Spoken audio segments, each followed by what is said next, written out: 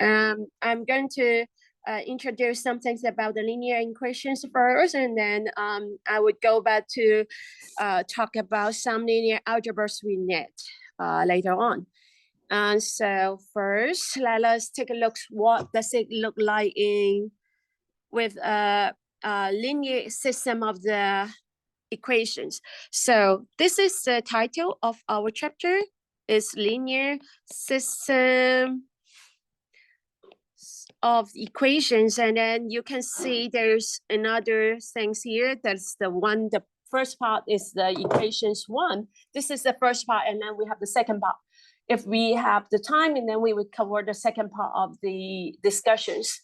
So this is not a theoretical way to discuss the linear system of equations. We will talk about the numerical methods to solve the linear system of the equations. So now let us say, what's our goal? The goal of this chapter is to find the solutions of the following things. Find the solutions of a large linear systems of the n linear equations. And this is linear, and then this is very important. So all the things we talk about here is linear. If you have, so what's linear? So I'm going to give you several examples here. For example, we are solving x plus y equals to 1, and then x minus y equals 0, and this is linear. Because so for each term, we only have for the order of the x is just 1, right? And then for the order of y, it's just 1. And what is non-linear? Non-linear, which means that for the variables, we have second order. So if we are solving x squared plus y equals to 1, and then x minus y equals 0, and then this is a non-linear equations. And this is what we are focusing on in our class chapter, this chapter and the next chapter, the linear one. We are not talking about the nonlinear ones in this class. The nonlinear one is a pretty advanced topic. So let us take a look at the formats and with the n unknowns, and then this is the general format of that linear equations. And suppose we have n unknowns, and then we want to solve that for the unknowns. We are going to have the a1x1, a12x2, and these are all the coefficients we have for this is the coefficients. Because this is a linear system of equations, right? And then we have n unknowns, and then usually we need, so we have 1, 2, 3, 4 n unknowns, and then usually we need n equations to solve for that n unknowns. So I'm going to write down all the equation here, n linear equation, and then that is, we have some indexings here. We number it with 1, 1, and then this one is the second equation, and then this is 2, 1, and then here is the 2, 2, a2, 2, x2. These are coefficients. And I'm going to use some colors to remind you which one is the, these are coefficients for that equations. And so on and so forth, and then at the end, we have the end equation, and then the end equations looks like this.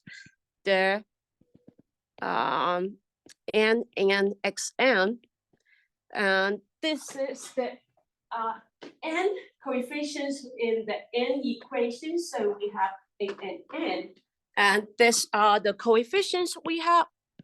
And on the right hand side, so you have another things, and that's the values, this equation's values on the right hand side, and then that is the beta, b something.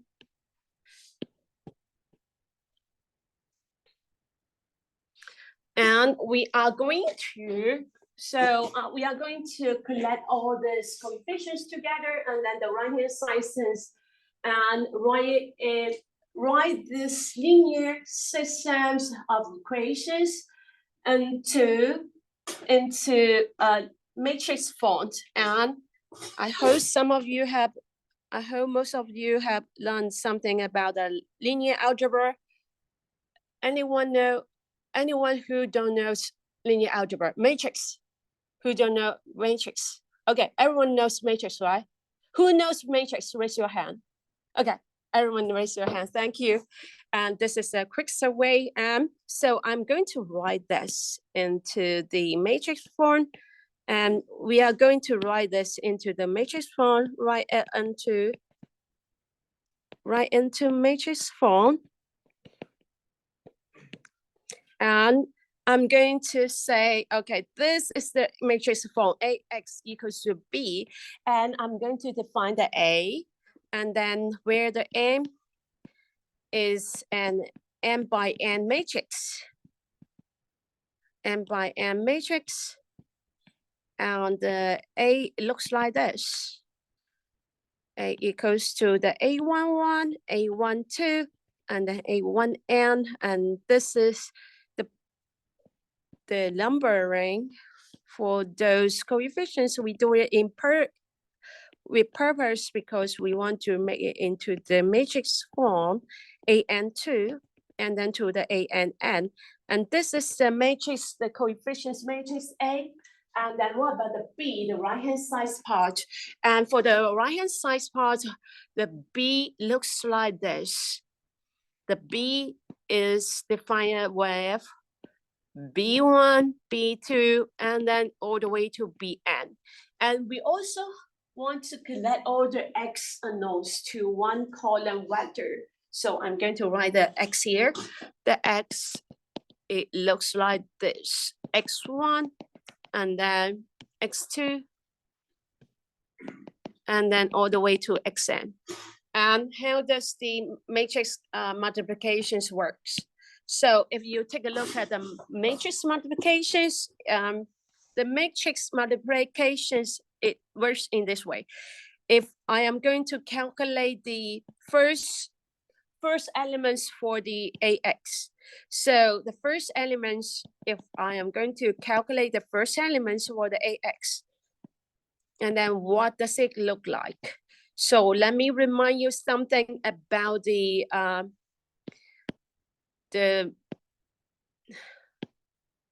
matrix multiplications. So when can we write the linear system of the equations in this way? So if you going to write down, copy this, and then this is just the matrix, right? I'm going to also copy down this column vector here. And how does it works, the multiplications? And this is the matrix multiplications here. So one thing you need to know, the results, the dimension of the results. So here we have, this one is M by M matrix, right? And then this is a column vector. And then this column vector is with the dimensions n times 1. And if you want to do the matrix vectors multiplications, and then this two should be equals to each other. So we have n and n here. So we can do the matrix multiplications. And what is the result dimension if we want to calculate the result? And then what is the result dimensions? So we have this one, and then it's coincide with the n here. And what's the dimension of the result? The dimension of the result should be there. And the first dimension here, this is the n, and then the ending dimension here, this is the 1. So the results we have n by 1 dimensions. Does it make sense? Do you have something similar in your mind? Okay, you got something similar in your mind. You have learned this, right? Okay. And so what is there? So here I'm going to calculate. I'm going to show you one example how to calculate the result. So this is n by 1 n by 1 results on the right-hand side. And what is the first element here? The first element here, what you are going to do is to use the first row to multiply by this column and then do the summations. And then this is your first element here. So what does it mean? The first, so it means that I'm going to do the multiplication, the first one, and then first one elements in the column vector, and then this is A1, 1, and then multiply by X1, and then plus A1, 2, the second element here, X2, and then do the summations for all the products here. And that's what we have in the linear equations. And this is why we can transform the linear equations into this format. This is the matrix and the vectors multiplications. And then this is A11 times X1, and then A12 times X2, and then plus all the way to A1n times Xn. And this is the multiplication, and then you will see the similar things for the second element and then the final element here. And if you compare what you have here, and because we have the matrix format equation here, and if we let the left-hand side of the sum here to be equals to the b, and that is exactly what we have in the linear equation. And that is A1 X1 plus A1 X2 plus all the way to A1 n Xn equals to B1. And this is how we transform the linear equations to the matrix format. Any question here before we move to the next part? This is just an introduction. Nothing's very important here. The next things here, I'm going to mention some things important. We are doing some assumptions here for this whole chapters. So this is the assumptions, very important. All the things in this chapters is based on these assumptions on the matrix A. We assume that the A is non-singular, is a non-singular, singular matrix.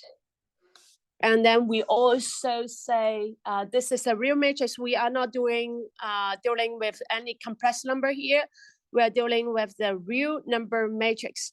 So this means that so I'm going to write the translations into the math language here. The non-singular, this is just a word, and then what does it mean? It means that so for the matrix we have determinant, right? And non-singular, it means that determinant A does not equal to 0. And then what is the real matrix? So this means that each element in the matrix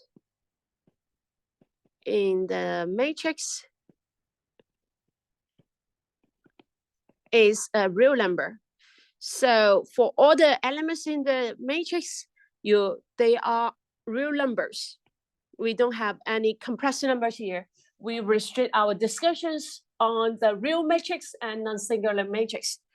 And why do we need the non-singular? This is because I'm going to let you know one example. Why do we real matrix? We restrict our discussions on real matrix because we want to talk about the simple cases. And then, but why we focus on the non-singular one? Also, a simple cases because for the linear systems, and then which has a determinant A does not equal 0, and the linear systems has a unique solutions. And then let me write this down. So this is the fact, one fact about this. So a linear systems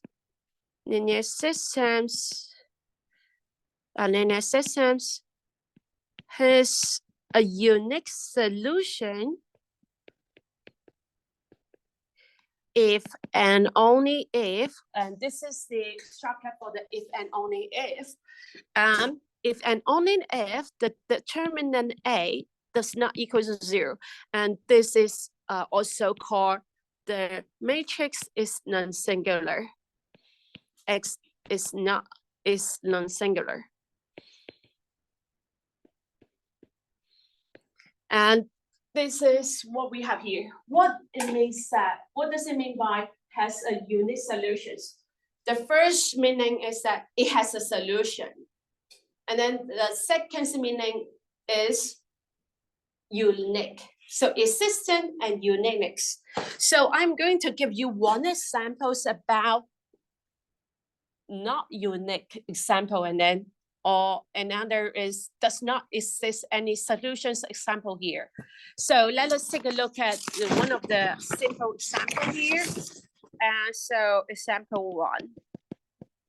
Why we are not going to talk about such a matrix here in our class. We are not showing such examples in our discussions below, but here I'm going to give you one examples about the system which is non-singular. So first of all, this is a linear system of equation, and this is the first equation, and this is the second equation. And if we write it into the matrix format, and then it looks like this: 1, 1, 1, 1, and then x, y, and then equals to the 1, 1. And this is our matrix A, right? And let us calculate its determinant. If you forget how to calculate determinant, then let us just follow the calculations here. The determinant of the A, it equals to 1 times 1 minus 1 times 1, and then it equals to 0. And this is something different from what we have assumed there. Determinant A, we require that the determinant A does not equal to 0 if the linear system has a unique solution. And let's just take a look at here. So here, determinant A, and then it equals to 0. And what about the solutions for this system? Can somebody propose a solution for this linear systems? X and Y value? 1/2 and 1/2, right? And any other suggestions? 1/3. 1/3. Y equals 2/3, right? And actually you can create infinite solution here, right? Because as long as the x plus y equals to 1, and then they are the solutions to this linear system, and x equals to 0.3, y equals to 0.7, and then we have infinite solution. Infinite solution, and this is not what we want. Infinite solution. Warning, warning, we don't want this, and we don't want this. And this is the first examples, and you should notice that the determinant A here equals to 0. And I'm going to give you another example where the determinant is still determinant 0. The example 2, this time the x plus y equals to 1, and we have another matrix equations, and then that is x plus y equals to 0. And we can write this into the matrix format, and this is 1, 1, 1, 1 x, y, and then equals to 1, 0. And now I will ask the same questions. What is the value for the x and y? Can you get any x and y that satisfies these two equations? No, you can satisfy this, and then you cannot satisfy that, because you say this is equals 1, and then this is equals to 0. They are they have some conflict here. They have some value conflict here, and which means that there is this no solution. And this is the bad news. And if we calculate the determinant of the A, this is the matrix A. And once again, this is the same as the matrix A there. But the determinant A, once again, is 1 times 1 minus 1 times 1 and it equals to 0. And now you see two examples that is non-singular. The matrix A is non-singular, and the situations could be infinite solution, and this one is no solutions. And so we are not talking about such a matrix in our class because you see no solution and infinite solutions, we don't like it. And we are going to talk about some simple cases here. Linear system which has unique solutions, and which means that the determinant of the coefficients matrix does not equal to 0. And this is all the things about the assumptions.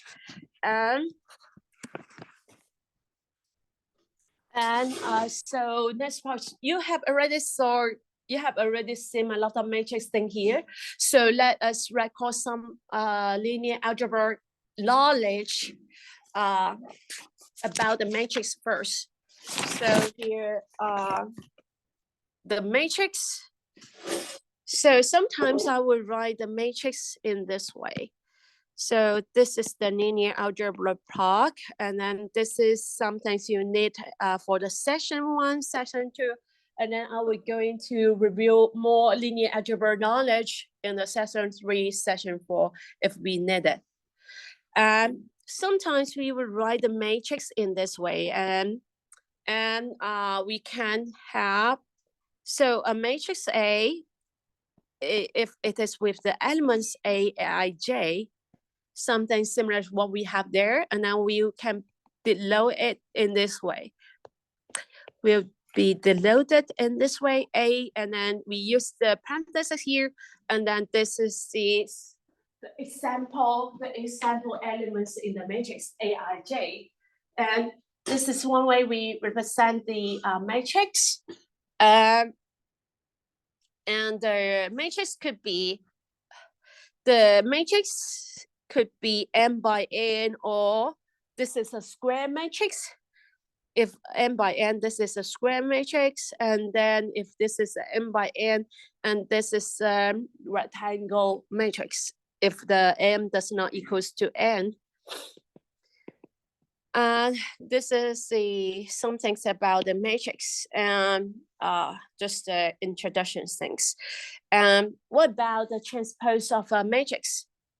And transpose of a matrix, and we have, if we use such notations in our class, sometimes you will see some people would use the C superscript here, but we are not going to use the C. We are going to use the T here to represent the transpose of the matrix. And the transpose of the matrix is defined in this way, and it's just the AJI. We are going to switch if this is the transpose of A, and then we are going to switch the column and rows in the matrix A, and then that is a transpose. And so I'm going to give you one example here. So let us define the A in this way.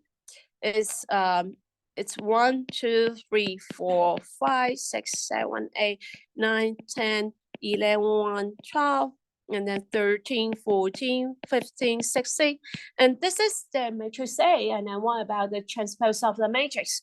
So if you take a look at the index here, which means that in the transpose of the matrix, we are going to use the row in the matrix as a column here. So for the first row, and then it means that we are making it into the first column in our matrix. And 1, 2, 3, 4. And then what about the second row? Second row will become our second columns in the matrix transpose. The transpose matrix 5, 6, 7, 8. And then the third row will become the third column, 9, 10, 11, 12. And then the fourth row will become the 4 columns, and 13, 14, 15, 16, and that's it. And this is the transpose of the matrix. And I think this one is everyone knows such a things before, because a lot of statistics and math major students here. And the next part is about the vector, canonical vectors. This is just the vectors, and then that can be, this is the standard basics in the Rn. And we use the notations for it is E1, E2, and then E3, and then En. And we are talking about the dimension n here, and then we are using the notation here to denote the canonical vectors here. And let's take a look at the first step, the definition for the E1.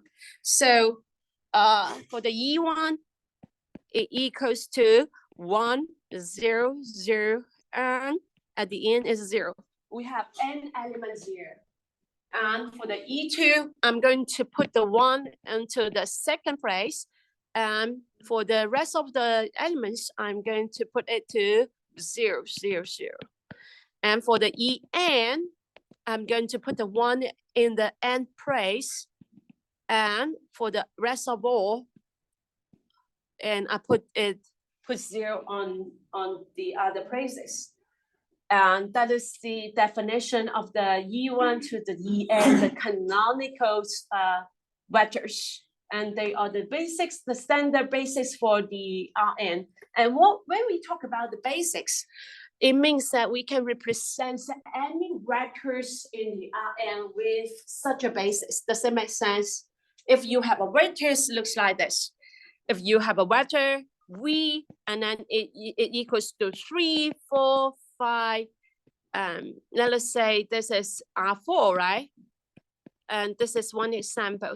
And if you have one vector and one vector in the R4, and then the V equals to, let us say it's A 6, 5, 5, and then 4, right? And actually you can write this into, use these things, the canonical vectors, to represent this V. And this is how we do it. We use the linear combinations, and then for the first one, and then there's an A in the first component, right? So we have A times the E1. And then for the second component, and then we have the second component in the canonical vectors, the second canonical vectors, and then we can say this is equals to 6E1, E2. There's another compositions here, 6E2.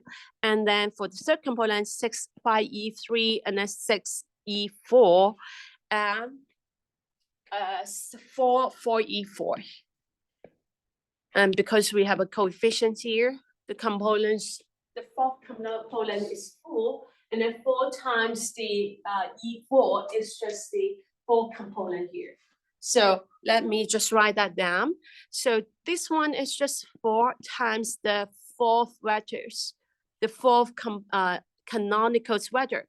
And this is just representing other components are 0, and then in the fourth component is 4. So if you add all this code together, and then that is just the A654 itself. So this is what basics mean in the Rn.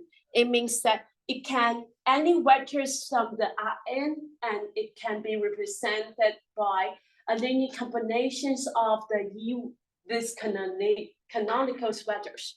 And this is the basics definitions. Any questions here?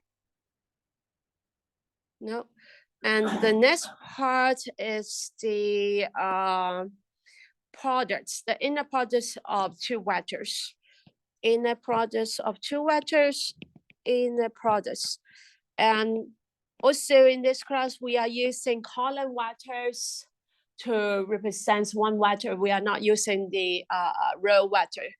So here, let us see the inner products of two vectors. And suppose we have two vectors, x, y, and they are the vectors in the Rn, the n dimensions space. Their inner products is defined in this way. Inner products is defined in this way. We are going to use the this parenthesis here. There's an xy.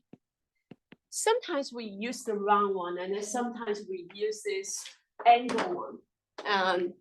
But they are the same.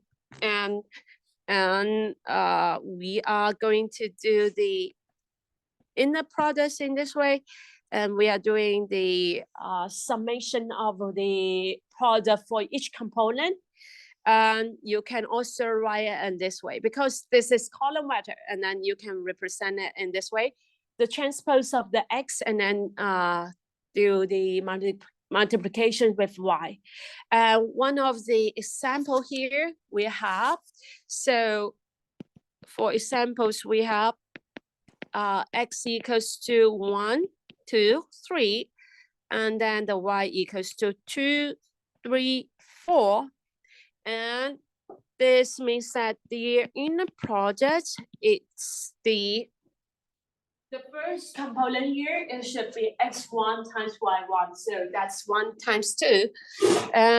The second component, it should be, we do the summation here.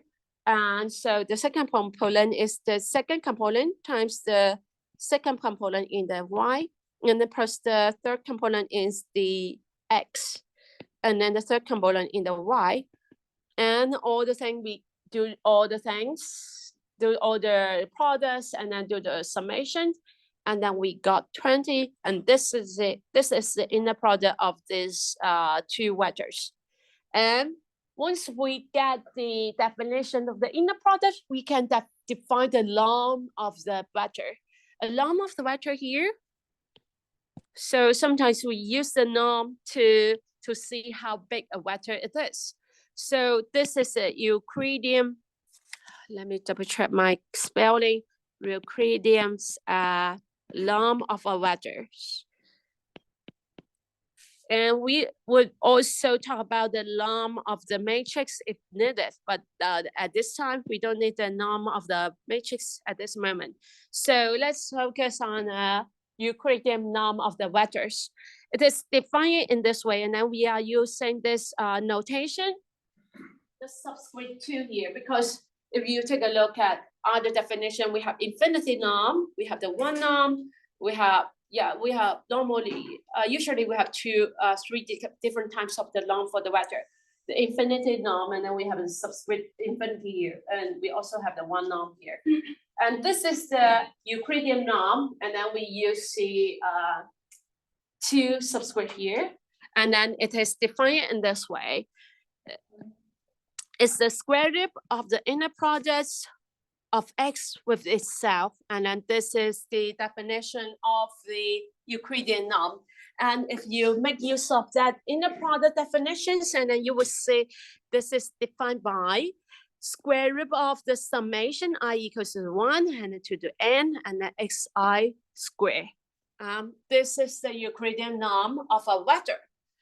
And so for example, let me say if x equals to 1, 2, 3, and then its norm is just the square root of the 1 square plus 2 square plus 3 square, and then 4 plus 9 is just 13, 14, and this is just square root of 14. And this is one example of the Euclidean norm. And sometimes sometimes we would do the normalizations of a vector. What does it mean by normalizations? We want a vector in the same directions, but we want the length of the vector is just 1. And if you take a look at this vectors, we are going to talk about, let me just draw it on the iPad because some students are not here. They want to see their things. So if this is the dimension 2, and this is easy to draw on the dimension 2, if this vector is x equals to 1, 2, and then let's take a look what does it mean by the Euclidean norm. And use the column vector instead, 1, 2, and I'm going to draw these vectors on the plane, the Euclidean plane. 1, 2, 3, and then the first component. So I'm going to, this one should be x1, and then this direction should be x2. 1, 2, 3, and so for the x1 we have 1, and then for the x2 we have 2, right? And so this is the point we are representing on the R2, and this is the vector, and so we are connecting the origins and the point here, and this is the vector we are representing, this x, and this is the vectors using some visuals aid here to understand the things. And what's the same mean by what is the Euclidean norm on these pictures? The Euclidean norm, if you take a look at here, we have xi square and then plus we do the summation of the xi square and then taking the square root, right? And if you take a look at these pictures, what's the length of this arrow? This vector, the arrow here, the length of this arrow, the length of this arrows is just it's just 1 square plus 2 square. Am I right here? And then do the square root, right? It's the Pythagorean's theorem or law, right? And so you can see this on the picture. This is just a length of that vectors. So this is the meaning of that Euclidean norm. And so, but a lot of time we want to normalize this vector, which means that we want the length of the arrows is 1, but we still want the direction here. And how can we get the normalized vectors? So this is another part here. Normalized vector. We want the directions, but we want the length one arrows. So this is the length 1 arrows vectors. And if this is the x, and then we want this directions, but the length is 1, and then we can do this. We use the vector here. I'm going to shrink it. Okay, I'm going to do the definition here. The normalized vectors is defined in this way. And so here, we are going to use the 2 norm here to normalize the vector because we are talking about the 2 norm, and we are going to use the vector and then divide its norm here. So if you take the norm of this vector, and then it should be 1. Why? Because this is just a constant, right? After you're taking the norm of the x, and then it's just a number, a square root of 14 or square root of 5 here, and it's just a number, and then this is the vector. If you take the norm of this vector, and it means this. It means we take the norm of the numerator here, and then divide it by the denominator, and it's just 1. This is the meaning of the normalized vector. We get a length 1 vector, but we keep the directions. We have some direction here because this is still a vector. And if you do the normalizations of this vector, and it is something looks like this. It's in this directions, but with length 1. And this is square root of 5, and then the length 1 maybe here. So that's something about the something about the normalized vector, and then the next part is about one important fact about the matrix multiplications. Maybe we would use this fact later on. So there's one fact here. If the A is an n by n matrix, n by n matrix, and and we have a vector y, and then it's in the Rn, so that we can do the matrix and vectors multiplication, because it's n by n, and y, if you write it into the vector matrix form, that y is just n by 1 matrix. If we do the multiplications, and then we have this, the x, and then ay, and then it equals to, so here we have the matrix vector multiplication here, ay, and it equals to this result. We do the transpose here, A transpose, and then times the x. This is another matrix times the vector x, and the inner product with the y. And this is the fact, one important fact we might use in this class. We still have 7 minutes, so let us prove this. I'm going to focus on the real matrix. So I'm going to show the real matrix case. And then if you want to take a look at the complex case, it has a similar results. You can take a look at the lecture notes. I posted on the canvas, but let us just focus on the real matrix, X, A, Y. And this is the inner product, which means that, so what does it mean by the inner product? We are going to use the definitions here. The inner product is just the summations of the products of each component, right? And then it should be xi. And what is the I component for the ay? What's ay first?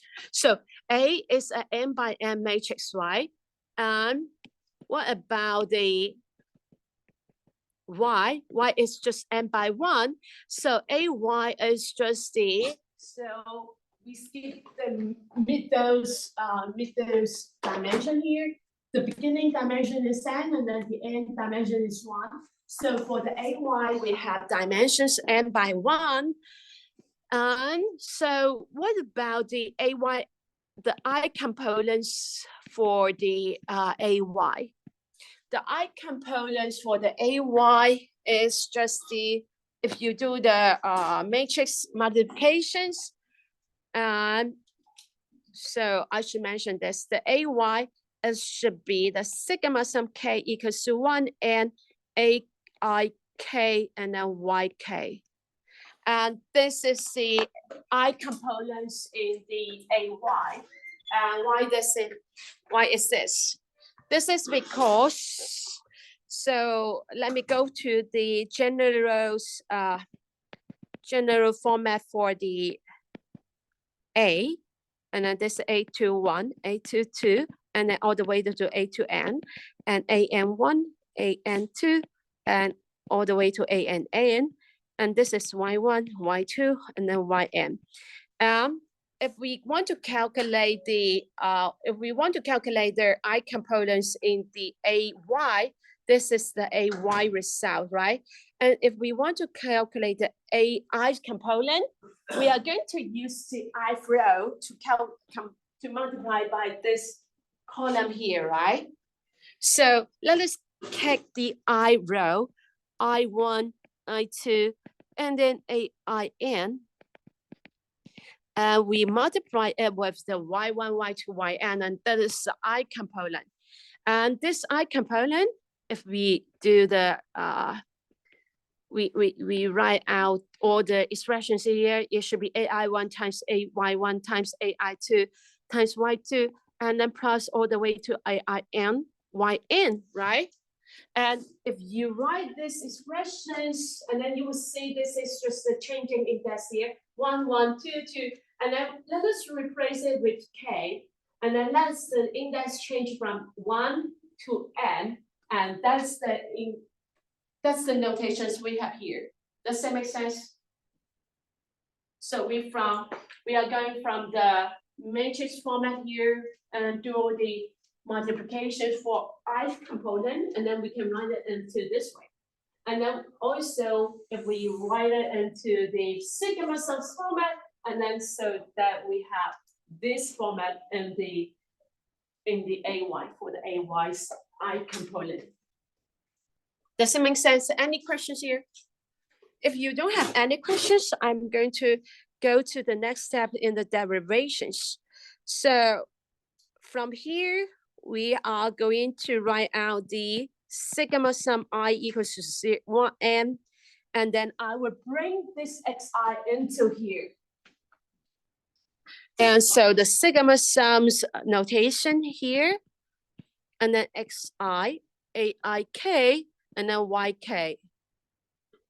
At the very beginning, the aik is combining with the yk, and then this time I'm going to do the product aik times xi first. So I'm going to put the parentheses here. And what does the next step is to, so you will see I have two index here. There, I'm going to do the summations about the k first. But here, I combine these two terms, and then they have the I here. I'm going to do the summations for the I index first.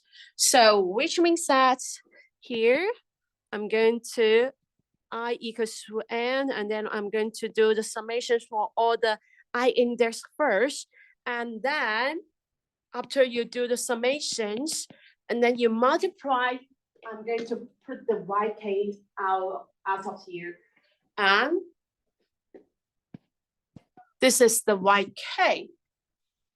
And if you double check these things, and you will see the index changing here is just the I. And then this is aik. And actually, this one is, if you double check with the matrix format, and this part is just the k component of the A transpose X. This is just the k component of the A transpose X. And this is the k component, and then multiplied by the k components from the y vector, and do the summation. And once again, this is the definitions of the inner products, and this is A transpose X, and then with the y vector. And we finish the proof. X inner product with the AY equals to A transpose X inner product with the Y. And this is the proof for this fact. And I believe that we would use this fact in the following class.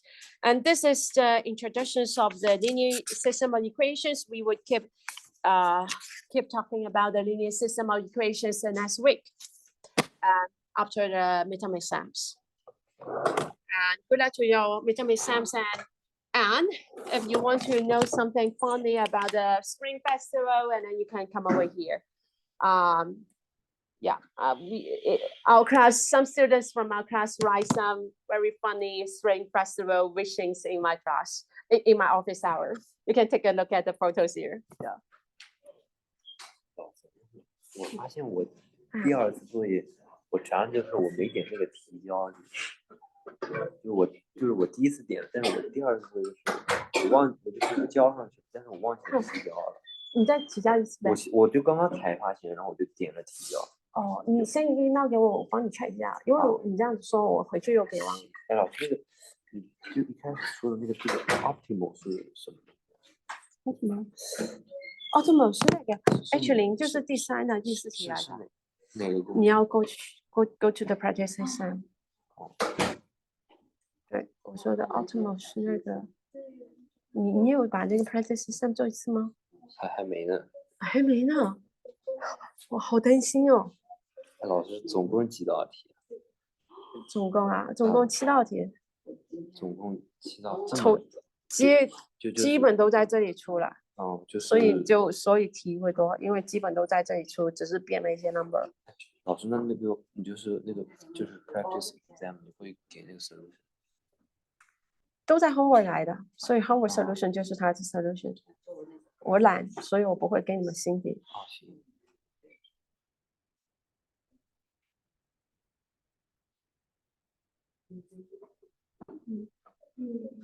当我先。行。我问一下，就是6这些需要会结案，还是说直接结案？要结论还是 derive 呢？你要看那个 practice 上，就把这个 practice 上差不多了。哪些东西要 memorize，哪些要 derive，就要看 practice 上。所以我出了蛮多题7题，因为都和 practice 上一样，差不多，你们背就好了。老师你太善良了，这可以讲吗？这都不能讲出来。不用，我公开的秘密啊，我都和他们说了。刚才我还说怎么，哎呀操，我都在泄露秘密了啊。就是那个就是这一题啊 B 啊。